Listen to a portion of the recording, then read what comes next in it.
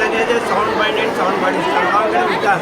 बच्चों को पढ़ना लिखना ये तो ठीक है, इसके साथ बच्चों के अंदर ये दूसरी जो चीज़ें हैं जैसा गेम्स हैं और ये फुटवेयर है और ड्राइंग है, ये सारी चीज़ें बच्चों के अंदर आ जाकर अगर ये खाने पकाने का ये जो ताल्लुक जो सबके साथ है, यह बच्चा भी इसमें हिस्सा ले सकता है, बीमार भी ले सकता है, जवान भी ले सकता है, टीचर भी है। इसके लिए ये करना ज़रूरी है।